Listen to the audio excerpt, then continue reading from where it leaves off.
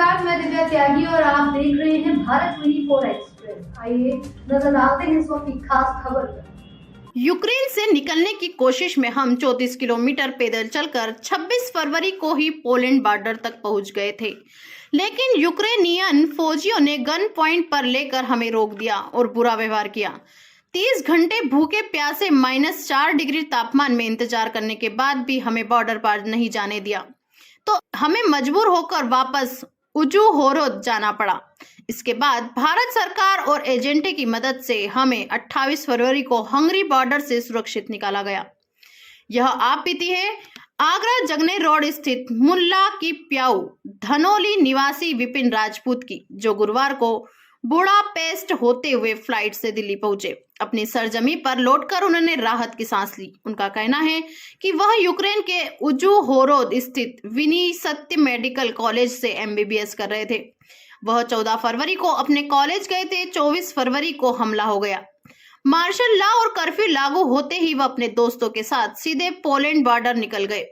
उन्हें उम्मीद थी कि युद्ध की शुरुआत में उन्हें आसानी से निकाल दिया जाएगा, लेकिन यूक्रेन फौजियों ने उन्हें पोलैंड बॉर्डर से पहले ही उन्हें पकड़कर अपनी गन पॉइंट पर ले लिया और बॉर्डर पार नहीं जाने दिया। कारण पूछने पर हमें कुछ नहीं बताया, सिर्फ राजनीतिक दबाव को कारण बताया गया।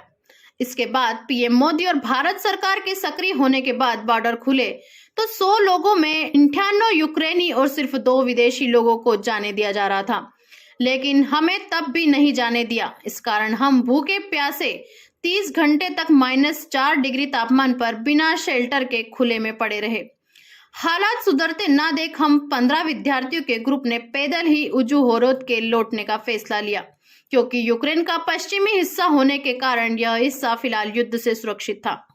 वहां हमने अपने इंडियन एजेंट और भारतीय दूतावास से बात की तो उन्होंने हमें सभी को बस से हंगरी बॉर्डर तक भेजा।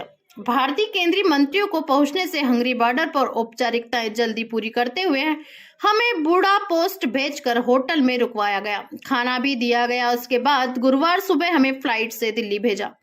अब हमें दिल्ली से अलीगढ़ के रास्ते आगरा में घर तक भी केंद्र और यूपी सरकार लेकर आ रही है। विपिन ने बताया कि यूक्रेनी फौज से हमें यह उम्मीद नहीं थी कि वह हमारे साथ ऐसा व्यवहार भी कर सकते हैं। बॉर्डर पार करने से वह हमें रोकना चाहते थे। सिर्फ भारत सरकार ने ही अपने विद्यार्थियों को युद्ध क्षेत्र से निकाला है, तो अन्य देशों के विद्यार्थी, खासकर नाइजीरियन विद्यार्थी ने हमें पकड़ना, धक्का मुक्की और अभद्रता करना शुरू कर दिया। सबसे ज्यादा दिक्कत पोलैंड और रोमानिया बॉर्डर पर पेश आ रही है, लेकिन स्लोवाकिया और हंगरी बॉर्डर निकलने के लिए सुरक्षित थे। इनका यही खत्म हुई। हमें तो अच्छा लगा कि मालूम हमारा बच्चा वापस आ गया, वहाँ से सही सलामत आ गया। हम तो अपनी सरकार को बहुत धन्यवाद देंगे कि मालूम कोई दिक्कत नहीं आई अपने बच्चे को। सरकार ने पूरी हेल्प की है। क्या बेटा जब यूक्रेन में थे तो आप बात डेली होती थी यहाँ पे? हाँ, डेली बात होती थी। अच्छा, तो आप अपने बच्चे के लिए क्या सलाह देते थे? बात होती थी उनका, बेटा ऐसे रहना है, ऐसा नहीं, क्या उनसे यही देते थे मान लो एक तो बच्चा अपना घबरा नहीं कि आराम से, कोई बात नहीं, आराम से हमारी सरकार बहुत मान लो हेल्प कर रही है और मान लो सही सलामत लेके आई हमारी सरकार। ऐसे घबराने की बात नहीं है। हाँ, ये विश्वास था कि भारत सरकार बच्चों को सही सलामत लेके आ जाएगी हमारी। जी। अच्छा, कब गया था बच्चा आपका यहाँ से? यहाँ से गए थे 13 तारीख को गए थे, 14 तारीख की फ्लाइट थी। अच्छा, इसी 13 को गए थे? जी, 13 फरवरी को। अच्छा, फर्स्ट ईयर है जी। अच्छा, तो आगे की क्या प्रक्रिया रहेगी? ये तो शांत होता है और सही वातावरण बनता है तो दोबारा बच्चे को भेजा जाएगा इसको? देखो अभी तो कोई मान लो वो नहीं है, मान लो युद्ध शांत नहीं है, मान लो युद्ध शांत होना है तो उसके बारे में तब सोची जाएगी क्या करना है। आप भी इधर उधर घूमे थे बच्चे को लाने के लिए कि आप घर पे ही रहे और प्रशासन द्वारा कार्रवाई की गई? नहीं, प्रशासन द्वारा कार्रवाई की, हम कहाँ जाते मान लो कोई नहीं। आप लोगों ने कितने प्रयास किए होंगे? कुछ प्रयास तो किया होगा? हाँ, प्रयास किए थे। तहसीलदार साहब भी आए थे यहाँ पे। अच्छा, उनसे भी बोला था, मान लो वैसे भी मान लो सब फोन वगैरह से बात होती रहती थी। अच्छा, तो धैर्य बना रखा था बच्चे के लिए।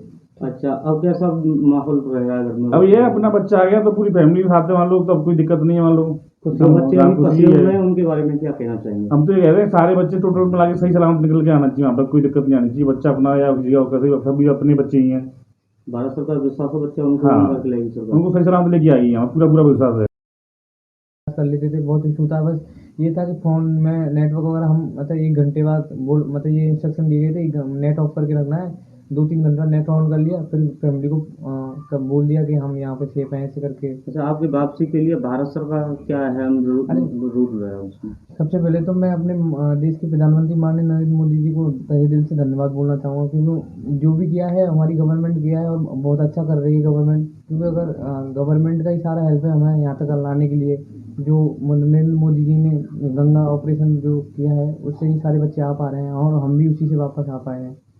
वहाँ ये भी तो आया तिरंगा के लिए कि भारतीय लोगों से कुछ नहीं कहा जाएगा, सेना उनकी या मदद ऐसा बोला करेगी। गया था, क्योंकि ऑलरेडी एक्चुअली क्या है, हमारी यूनिवर्सिटी वगैरह में जो वहाँ पे बहुत सारे बच्चे हैं, नाइजीरिया, साउथ अफ्रीका, बहुत सारे बच्चे हैं वहाँ पे और भी कंट्री से बिलोंग करते हैं। तो हम एक्चुअली क्या रूल वहाँ से बोला गया था, अगर तुम्हें यूक्रेन बॉर्डर पास करना है, यूक्रेन से निकलना है, एक्चुअली क्या यूक्रेन की हालत की वगैरह की हालत बहुत बिगड़ते जा रहे थे, कोई कभी भी कुछ भी हो सकता था। अगर आपका इंडियन फ्लैग है तो आपको कोई भी कुछ नहीं कहेगा। जैसे हमने बस में किया था तो बस में पे क्या हमने फ्लैग लगाए थे, इंडियन फ्लैग्स, और हमने अपनी साइड में और ये सब फ्लैग लगा के हमने विजिट किया था, हमें कोई भी परेशानी नहीं। तो ये भी कुछ खास खबरें और इसी तरह की कुछ खास और चुनिंदा खबरों से जुड़े रहने के लिए देखते रहिए भारत 24 एक्सप्रेस।